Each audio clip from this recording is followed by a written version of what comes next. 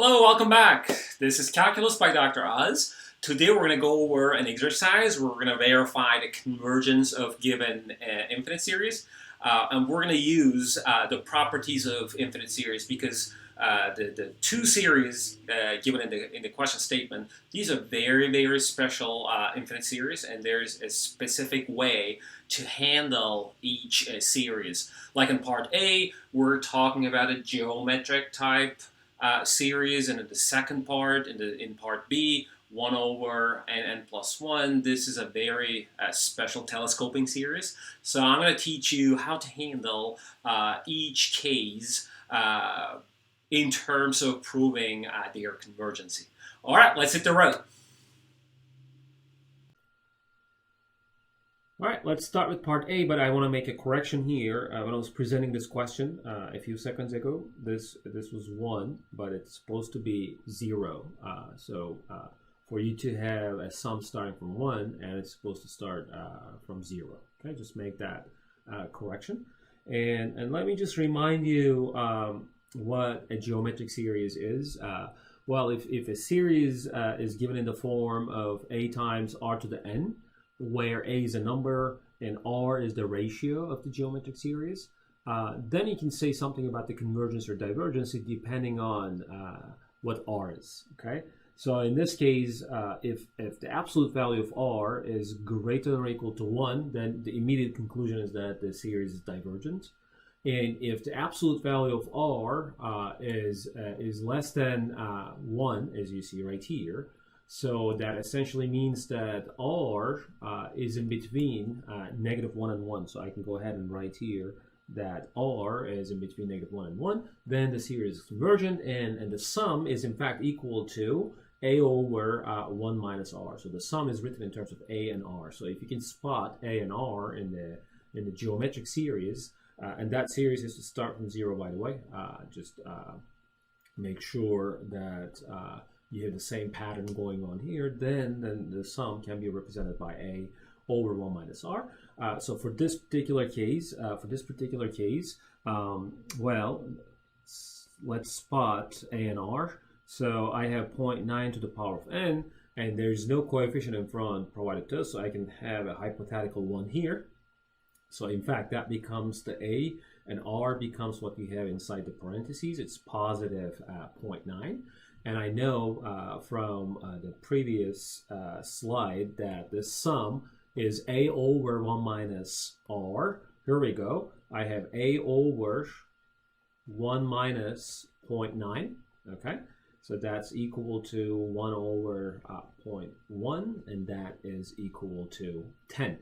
So I can go ahead and then say that this infinite sum, where you have infinitely many terms like this, would have to converge 10. Okay, so this is again us using the properties of geometric series. All right, for part B, we have a hint. It says that use partial fractions, and there's a reason for that. If you have an infinite series where the n term is a fraction, and in fact it's a very nice fraction of this form, like 1 over n divided by n plus 1 over n times n plus 1. So I can use the partial fraction. I can use this fraction, or I can split this fraction into two simpler fractions. So that's exactly what we're going to do, and hopefully we're going to put this series in the form of a telescoping series, and I'll explain what that means in a second. Okay. So let's go here, and then let's try to remember how we used to use partial fractions. So here we go. Partial fractions means like I'm going to split this fraction into the sum of simpler fractions. Okay, one is going to come with the denominator n, the other one is going to come with the denominator n plus 1, and hopefully there's a plus sign in between. And since the order of the bottom here and order of the bottom here 1, so I'm going to put constants here, and my sole task right now is to determine those a and b, and once I know my a and b, once I find them, then I know exactly what the partial fraction looks like. Okay, so how do you do that? Well, we're going to use the common denominator business here, so that I'm going to write this as like one fraction and try to determine a and b. So this is equal to a times n plus 1. So that means I'm multiplying top and the bottom here by n plus 1, and here by n, so that I have a common denominator n plus 1. So a times n plus 1 plus bn is going to be equal to, since I have the common denominator, that has to be equal to the top of the left-hand side. Okay, so in other words, this is equal to an over n plus 1, n plus 1, and then bn over n plus 1. Okay, so since the denominators are the same, I can take the sum of the tops, and again the denominator is the same here on the left hand side. So the sum of the tops on the right hand side has to be equal to the top on the left hand side, top of the term on the left hand side. Okay, so here, how am I going to determine a and b? Well, I'm going to give like sample values for n. Okay, so let's say like n equals -1. So if n equals -1, as you see that this term becomes 0 and this term survives, so 1 equals -b, that implies that b equals -1.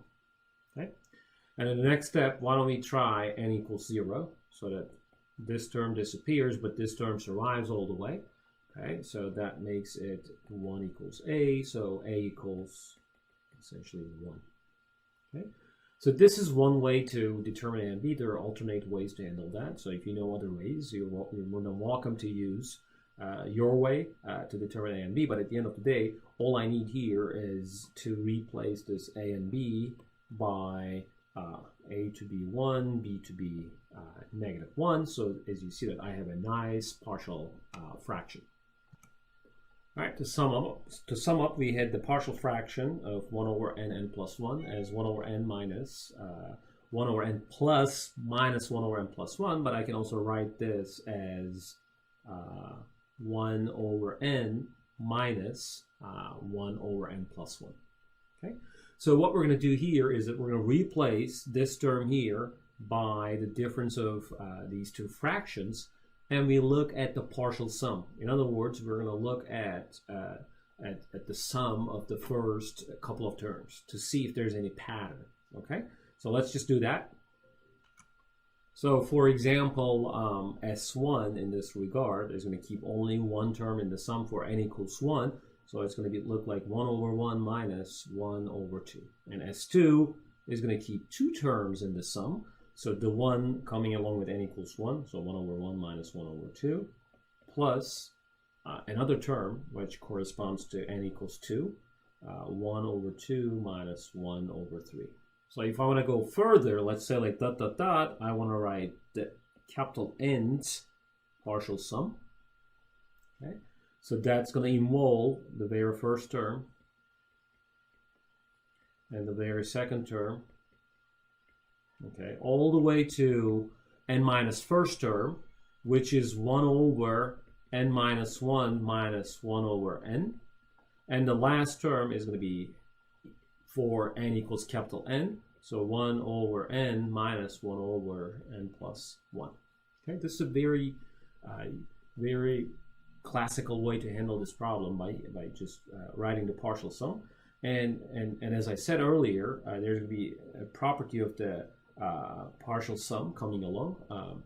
As you see that minus 1/2 is going to cancel 1/2 here.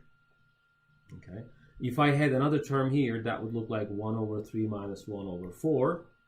But as you see that this 1/3 is going to cancel this 1/3. Okay, and this 1 over n is going to cancel this 1 over n. So if you just like write the sum explicitly, you will see that the inner numbers are going to be canceled out. Only outer numbers are going to survive. So 1 and minus 1 over n plus 1. Okay, because even this term is going to be canceled by the one coming, by the one term coming right before this term. Okay, so everything is canceled. So what that means is the sum is 1 over 1, which is 1, minus 1 over n plus 1. So this has a very sleek form for the partial sum. And the limit of the partial sum should be the sum of the infinite series. In other words, the limit of the partial sum as capital N approaches infinity. That means I'm keeping infinitely many terms in the sum. Okay, we'll check that limit. And this is almost calc 1. You're going to let this capital N.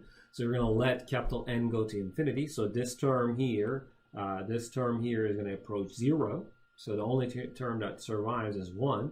So this implies that this limit is going to take you to 1, and that is in fact the value of the infinite series. So the limit of the partial sum, as you see, is the sum of the infinite series. So I can go ahead and then say like the sum of all of those numbers would take you all the way to 1. And this series is called a telescoping series because so many terms in the sum, as you see, are canceled. And then only a few terms survive in the partial sum. All right, this is me writing the partial sum right here for the telescoping series. As you see that as n's increase, the corresponding values for the partial sum converge all the way to 1. In fact, we showed analytically that the sum of the terms in the infinite series is just 1. In fact, we just showed that. Okay, and this is the value of the infinite sum for 1 over n times n plus 1. Okay. All right, so I think that's the end of the video. Thanks for watching. I'll see you in another video. Bye.